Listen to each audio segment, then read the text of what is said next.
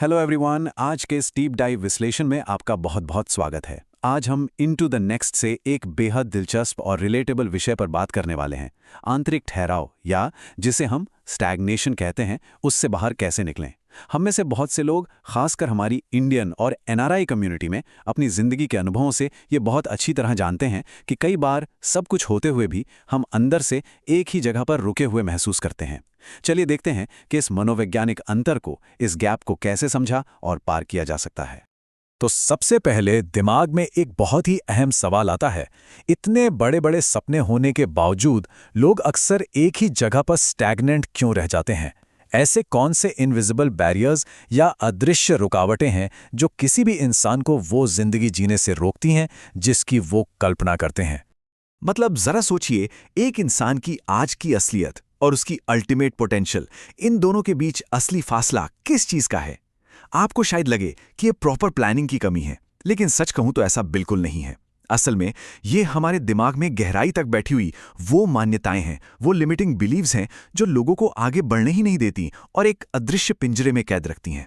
चलिए इसे थोड़ा और बारीकी से समझते हैं। Section number 1, the psychological gap, यानी वो मनोवैज्ञानिक दूरी। तो ये गैप असल में है क्या? ये फासला है हमारे आज के करंट सेल्फ और कल के हमारे आइडियल सेल्फ के बीच का। एक तरफ है हमारा वर्तमान रूप, जो अक्सर सामाजिक नियमों और कई बार उन पारिवारिक दबावों या डिसफंक्शन के बोझ तले दबा होता है जिन्हें हमने बिल्कुल नॉर्मल मान लिया है। और दूसरी तरफ है हमारा आइडियल सेल्फ, जो एकदम निडर, बेबाक और ऑडेसिटी के साथ अपनी जिंदगी जीता है। दिक्कत यह है कि हमारी आज की रियलिटी समाज की उम्मीदों और सीखी हुई आदतों से तय होती है, और यही चीज़ें हमें इस गैप को पार करके अपने उस असली और निडर रूप तक पहुंचने से रोकती हैं। इसे गहराई से समझने के लिए हमें एक बहुत जरूरी साइकोलॉजिकल टर्म को समझना होगा। तो आते हैं हमारे सेक्शन नंबर 2 पर, डिफाइनिंग सेल्फ कॉन्सेप्ट। अब ये सेल्फ कॉन्सेप्ट आखिर है क्या? आसान भाषा में कहें तो ये उन सभी मान्यताओं, दृष्टिकोणों और रायों का एक पूरा कलेक्शन है जो कोई भी व्यक्ति अपने खुद के बारे में रखता है। ये हमारे दिमाग के लिए एक ब्लूप्रिंट की तरह काम करता है। यही तय करता है कि कोई इंसान दुनिया को कैसे एक्सपीरियंस करता है और उसके हिसाब से कैसे बर्ताव करता है। अगर हम इसकी गूगल सर्च डेफिनेशन देखें तो ये कोट इस बात को बहुत ही शानदार तरीके से समझाता है। सेल्फ कॉन्सेप्ट मूल रूप से इस सवाल का जवाब देता है कि मैं कौन हूं, और यही वो बुनियादी नींव है जो ये तय करती है कि क्या किसी इंसान को अंदर से ये यकीन है भी या नहीं कि वो अपने सपनों को पूरा करने के लायक है। हमारी परवरिश और हमारे आसपास का माहौल कई बार ऐसी गहरी रुकावटें पैदा कर देते हैं जिनके बारे में कभी कोई बात नहीं करता। हम कुछ गलत चीज़ों को इतना नॉर्मल मान लेते हैं कि लोग गलती से ये सोचने लगते हैं कि उनका आज का ये सेल्फ कॉन्सेप्ट कभी बदला ही नहीं जा सकता। वो अपनी इन लिमिटेशंस को अपनी परमानेंट रियलिटी मानकर बस हार मान लेते हैं। तो फिर इसे बदलें कैसे? यही हम आते हैं सेक्शन नंबर 3 पर, रॉजर्स के 3 कंपोनेंट्स। मशहूर साइकोलॉजिस्ट कार्ल रॉजर्स का मानना था कि हर इंसान के अंदर पर्सनल ग्रोथ और खुद को पहचानने की एक जन्मजात इच्छा होती है।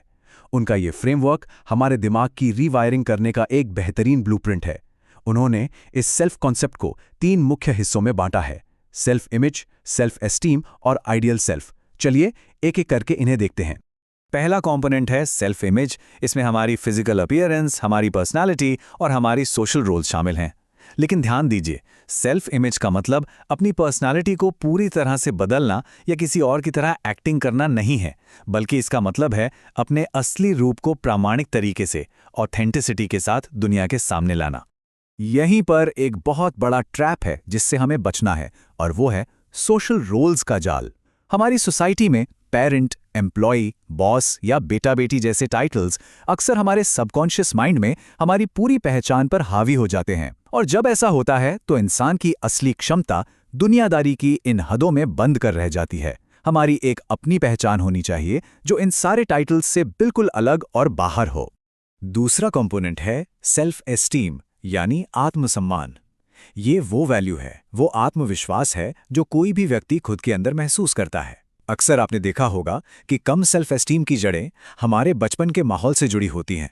लेकिन गुड न्यूज़ ये है कि अपने अंदर चलने वाले विचारों को, अपनी थॉट प्रोसेस को सही तरीके से मैनेज करके इसे पूरी तरह से बदला जा सकता है।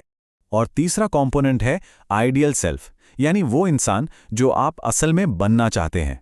और यहाँ एक बहुत पते की बात है, अगर आपके उस आइडियल सेल्फ की कल्पना आपको थोड़ा सा डराती नहीं है या आपको अनकंफर्टेबल नहीं करती, तो इसका सीधा सा मतलब है कि आपका लक्ष्य अभी इतना बड़ा नहीं है। बड़े गोल्स हमेशा थोड़ा डर साथ लाते हैं। अब आते हैं सबसे प्रैक्टिकल हिस्से पर। Section number 4, bridging the gap. इस दूरी को आखिर पाटे कैसे? हम अपने दिमाग को इस नेगेटिविटी से बाहर निकालकर फिर से प्रोग्राम कैसे करें? इसके 3 बहुत ही सिंपल लेकिन पावरफुल स्टेप्स हैं। पहला, खुद से की जाने वाली बातचीत को पॉजिटिव बनाएं, यानी पॉजिटिव सेल्फ टॉक शुरू करें। दूसरा, अपना कॉन्फिडेंस बढ़ाने के लिए छोटे छोटे गोल्स सेट करें और उन्हें पूरा करें। और तीसरा, जब भी कोई गलती हो तो खुद पर बहुत ज़्यादा सख्त होने के बजाय खुद को थोड़ी ग्रेस दें, खुद को माफ़ करना सीखें, क्योंकि सबकॉन्शियस लेवल पर लोग वही बन जाते हैं जो वो खुद के बारे में सोचते हैं। तो यहाँ सबसे क्रूशियल पॉइंट ये है कि सिर्फ बैठे बैठे उम्मीद करने से कुछ नहीं बदलने वाला। एक्शन लेना सबसे ज़रूरी है। आज के एक इंसान और उसके बेस्ट वर्जन के बीच अगर कोई फ़र्क है तो वो सिर्फ उन एक्शंस का है जो वो आज लेने का फैसला करता है। और इस एक्शन को लेने के लिए जो सबसे ज़रूरी चीज़ चाहिए वो है हमारा section number 5, the power of audacity. इस पूरे गैप को भरने के लिए जो फाइनल और सबसे पावरफुल इंग्रेडिएंट है वो है ऑडेसिटी, यानी एक तरह का दुस्साहस, एक आत्मविश्वासी, साहसी निडरता, जहां आप सामाजिक नियमों को दरकिनार करने से नहीं डरते। अक्सर हमारी सोसाइटी में इस तरह के साहस को नियम तोड़ने वाले या असहज करने वाले बर्ताव के तौर पर देखा जाता है, क्योंकि इसका सीधा सा मतलब है भीड़ से अलग चलना।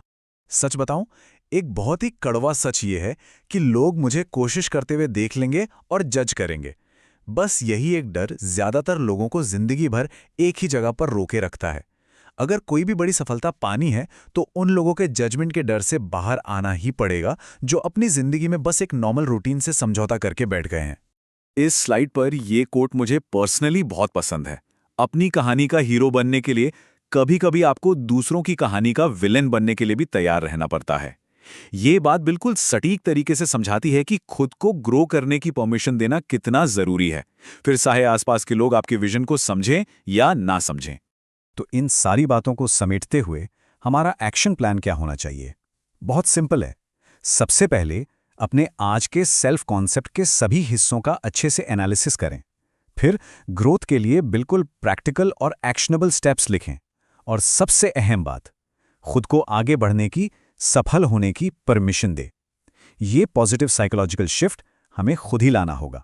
अब इस चर्चा को खत्म करते हुए मैं एक बहुत ही डीप सवाल आपके सामने रखना चाहूंगा। ऐसी कौन सी चीज है जो किसी भी इंसान को अपने फ्यूचर के लिए बोल्ड और बेबाक फैसले लेने से रोक रही है? इस बात पर गहराई से जरूर सोचिएगा और हाँ, अपने एक्सपीरियंसेस नीचे कमेंट्स में शेयर करना बिल्कुल मत भूलिएगा। अगर आपको यह विश्लेषण पसंद आया तो ऐसे ही और शानदार इंसाइट्स के लिए द नेक्स्ट यू को अभी लाइक और सब्सक्राइब करें। हमेशा सीखते रहें और अपने उस आइडियल सेल्फ की तरफ बढ़ते रहें। Take care.